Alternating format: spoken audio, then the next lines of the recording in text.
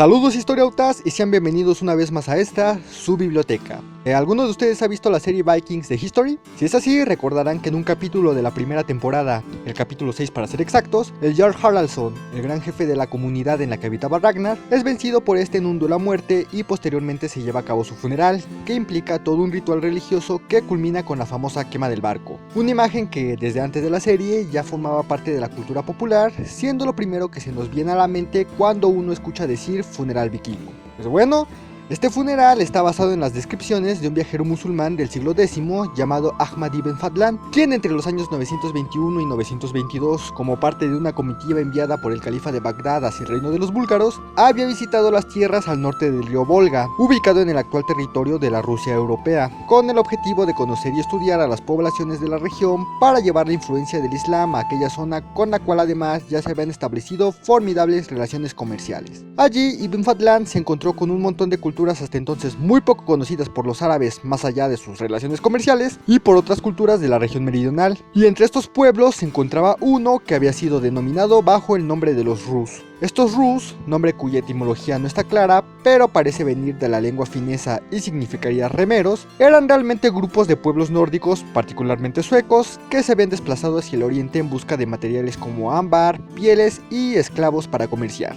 Y aquí, antes de continuar, quiero hacer un pequeño paréntesis para dar una aclaración importante que no sé si ya la hice en el video donde hablé sobre el Völuspá, pero creo que no. Así que aprovecho para hacerla aquí y seguramente la haga regularmente en cada video en donde hable sobre temas nórdicos, porque sí es importante comenzar a corregir un error que es demasiado común y que está muy arraigado. Y me refiero a pensar que nórdicos, vikingos y escandinavos son sinónimos, pero esto no es así. El término de pueblos nórdicos es un concepto geográfico-cultural que engloba un grupo de países que comparten principalmente una historia y una cultura en común, y cuya lengua, salvo con una excepción que ahorita vamos a ver, también deriva de un tronco común. Estos países son Suecia, Dinamarca, Noruega, Islandia, el territorio autónomo de las Islas Feroe y Finlandia. Con este último país pasa algo muy peculiar, pues su lengua primaria no pertenece al grupo de las lenguas germánicas, de donde derivan los otros idiomas nórdicos, y su cultura e incluso su grupo étnico es distinto al del resto de los países nórdicos. Sin embargo, comparte una historia muy estrecha con estos países,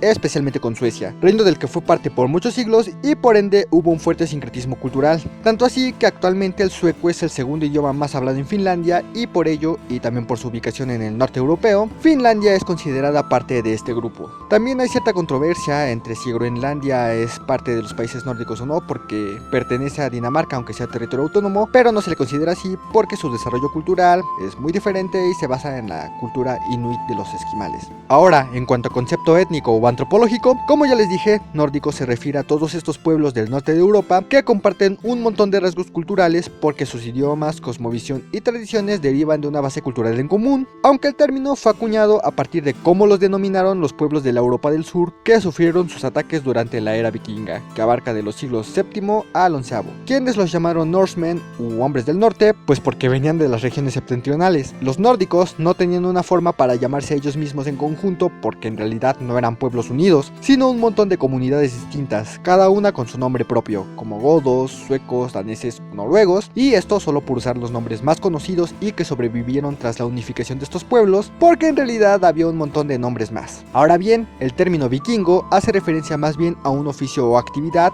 no a un grupo cultural ni étnico. Deriva de la palabra vik, que significaría bahía, o del término viking, que significa saqueo en antiguo nórdico, y de hecho vikingo se refería a los hombres que realizaban saqueos. Un nórdico común, sin importar su oficio o el estamento social al que perteneciera, siempre y cuando fuera de los hombres libres, se convertía en un vikingo cada vez que se subía a un barco junto con un grupo de compañeros para salir a realizar expediciones comerciales, ya fuese de una manera legal, por así decirlo, haciendo intercambios con otros pueblos, o en forma de saqueo usando la violencia. Y ya cuando regresaba a su casa y seguía desempeñando sus actividades cotidianas, pues dejaba de ser un vikingo. Por eso realmente no se puede, ni se debe, hablar de un pueblo vikingo o de una cultura vikinga, arte vikingo, religión vikinga, etc., porque a menos a que hayan desarrollado tales acciones mientras viajaban en sus barcos, lo vikingo era realmente esta actividad que desempeñaban, por lo cual es más correcto hablar de nórdicos al referirse a este este término a la etnia y no a un oficio. Y si en el título del video usé el término vikingo en lugar del nórdico para referirme al pueblo, fue más bien por cuestiones comerciales, porque la palabra vikingo jala más gente, hay que admitirlo, pero por eso aquí hago la aclaración. Ya por último, el término escandinavo se ocupa para los pueblos que comparten la región de la península escandinava, es decir, suecos y noruegos, y a veces también se incluye a Dinamarca por la región y las relaciones que comparten estas tres naciones, aunque Dinamarca no pertenece a la península escandinava, sino a la península de Jutlandia. Pero bueno, este es el fin del paréntesis. Regresando a los Rus, que por cierto también y más probablemente los conozcan como varegos, porque este es el término que utilizaron los bizantinos para referirse a estos nórdicos rusos entre comillas. Estos se habían asentado en la parte occidental de Rusia, liberando a los eslavos, los pueblos autóctonos del lugar, de su obligación tributaria hacia los házaros, un pueblo estepario de origen túrquico que había llegado a dominar en la región. Por tal razón, a los Rus se les permitió asentarse allí sin problema, creciendo y mezclándose con las gentes eslavas, al punto de fundar un nuevo estado, la Rus de Kiev, el germen de lo que en un futuro sería Rusia,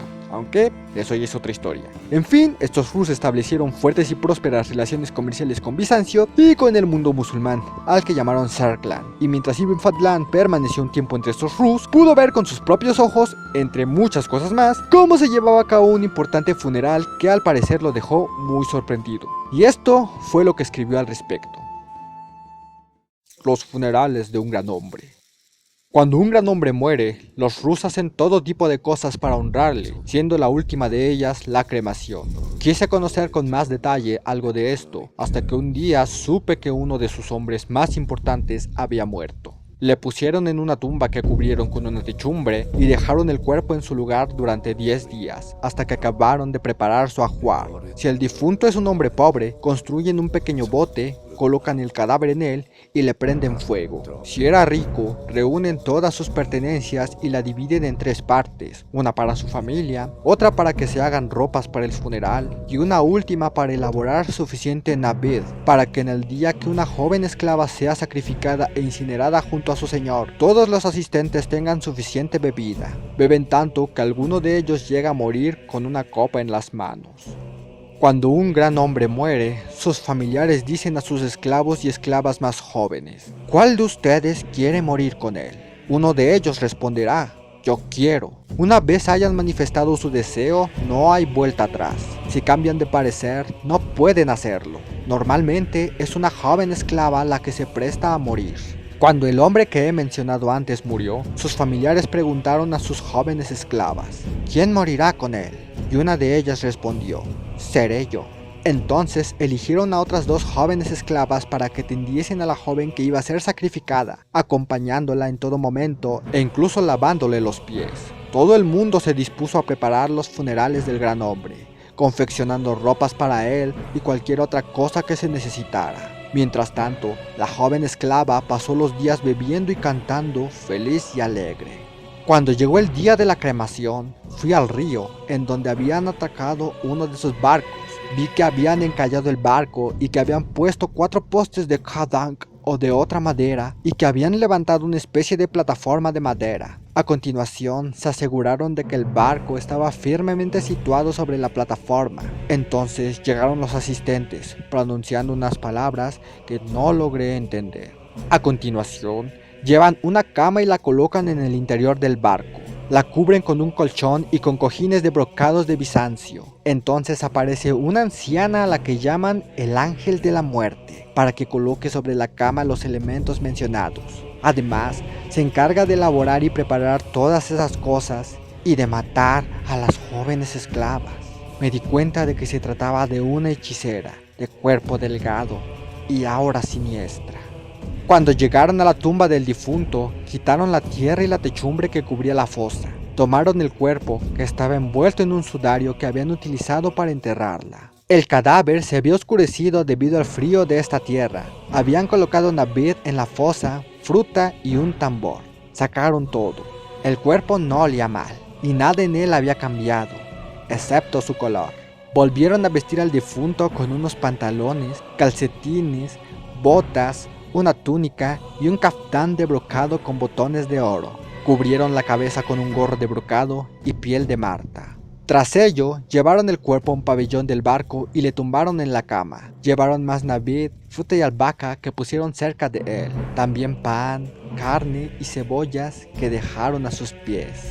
Más tarde llevaron a un perro, al que cortaron en dos y tiraron al interior del barco. Entonces pusieron las armas junto al cadáver. Hicieron que 2 caballos cabalgaran hacia el barco antes de matarlos a golpes de espada y tirar su carne en el barco. A continuación, llevaron 2 vacas, a las que también mataron y despedazaron para poner su carne dentro del barco. Por último, mataron un gallo y una gallina y tiraron sus cuerpos al barco. Mientras tanto, la joven que iba a ser sacrificada iba y venía, entrando en cada una de las casas que los Rus habían levantado en la orilla, y el jefe de cada una de ellas copulaba con ella diciendo: «Dile a tu señor que solo lo hago por respeto hacia él». El viernes, coincidiendo con la oración de la tarde, llevaron a la joven hacia una estructura que habían construido y que se asemejaba a la estructura de una gran puerta. La esclava apoyó los pies en las manos de los hombres que la acompañaban y la levantaron para que pudiese verlo.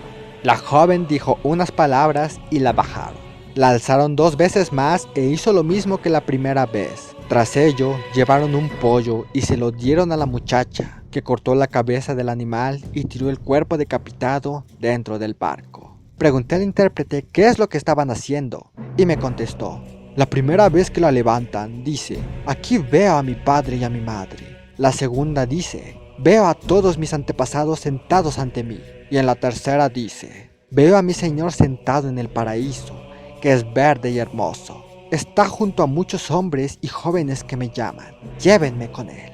Los hombres la llevaron hacia el barco. La joven se quitó los 2 brazaletes que llevaba y se los dio a la anciana que llaman el ángel de la muerte, que es la encargada de sacrificarla. Se quitó 2 tobilleras y se las dio a las 2 esclavas que habían estado con ellas, las hijas del ángel de la muerte. Después de hacerlo, unos hombres la levantaron para que entrase en el barco, pero no le permitieron acceder al cadáver del difunto. Poco después llegaron unos hombres con escudos y bastones y le ofrecieron a la joven esclava una copa de naví. La joven comenzó a cantar y a beber. El intérprete me tradujo lo que estaba diciendo la muchacha y me dijo que se estaba despidiendo de sus compañeras. Le dieron otra copa más y siguió cantando mientras una anciana le animaba a que bebiese más antes de reunirse con su señor. Me di cuenta de que la muchacha no era consciente de lo que le iba a pasar. Quería ir a donde estaba el cadáver, pero dudó un momento. La anciana le tiró del cabello y le obligó a entrar en el barco. Los hombres comenzaron a golpear los escudos con los bastones para ahogar los gritos de la joven y evitar que otras esclavas pudieran negarse a morir por su señor cuando llegase el momento. 6 hombres entraron y yacieron con la muchacha uno tras otro antes de dejarla sola con el difunto. 2 de ellos la cogieron por los pies y otros 2 por las manos y la alzaron hacia el cielo. La anciana, a la que llaman el ángel de la muerte, puso una cuerda en el cuello de la esclava de tal forma que ofreció a 2 de los hombres los extremos para que pudiesen tirar de ellos. La anciana se acercó a la muchacha, llevando un puñal de hoja ancha que clavó varias veces entre las costillas de la esclava, mientras los 2 hombres tiraban de la cuerda para ahogarla. El pariente varón más próximo al difunto es el encargado de prender fuego al barco. Se acercó con un palo ardiendo, pero antes de la cremación se dirigió hacia los presentes tapándose el trasero, ya que iba completamente desnudo. Entonces prendió la pira funeraria que había sido preparada bajo el barco después de que hubiesen colocado el cuerpo de la muchacha junto al de su señor. Los asistentes se acercaron con palos que tiraron a la hoguera. El fuego comenzó a consumirlo todo. Un fuerte y terrorífico viento comenzó a soplar. Las llamas se avivaron y el calor fue más fuerte. Uno de los Rus que estaba junto a mí le dijo algo al intérprete y le pregunté qué le había dicho. El intérprete respondió: «Ha dicho que los árabes son unos tontos». «¿Por qué?», pregunté. El intérprete respondió: «Porque dejan a sus muertos bajo tierra para que sean pasto de gusanos e insectos. Nosotros los quemamos rápidamente para que puedan entrar en el paraíso sin tardanza». Entonces empezó a reírse de manera excesiva. Le pregunté la razón y me dijo: «Su señor, por amor al difunto, ha enviado al viento para que su cuerpo sea consumido en el menor tiempo posible. Y ciertamente, en menos de 1 hora no quedó nada, tan solo polvo y cenizas». Y así concluye la crónica de Ibn Fadlan relacionada con los rituales funerarios de los nórdicos. ¿Qué les parece esta historia? A mí, desde que la conozco, me ha fascinado y ha llenado mi imaginación con fantásticas y místicas imágenes. Eso sí, recordemos que estos funerales, concretamente en la crónica de Ibn Fadlan, pertenecen solo al grupo de los Rus, que fue el pueblo con el que el viajero convivió, aunque la arqueología ha encontrado evidencias de que rituales muy similares se llevaban a cabo en otras regiones nórdicas en tiempos más o menos contemporáneos, por lo que podemos asumir que no había gran diferencia en estas ceremonias y que era algo general en todo el mundo nórdico medieval. Pero bueno, hasta aquí llegamos con el video de hoy. Espero que el video les haya gustado y si es así, recuerden darle pulgar arriba y compartirlo para que más gente se una a esta modesta comunidad. También les ofrezco una disculpa por haber tardado una vez más en subir video, pero pasaron varias cosas en mi vida que me mantuvieron apartado de aquí y una de esas cosas fue que me cambié de domicilio, pero parece que ya todo se regularizó y podré volver a subir contenido regularmente como lo había estado haciendo, así que un video a la semana sí van a tener. En fin, por ahora es todo, cuídense mucho, lean aún más y recuerden que tenemos una cita en el próximo video para realizar otro viaje al pasado a través de los textos.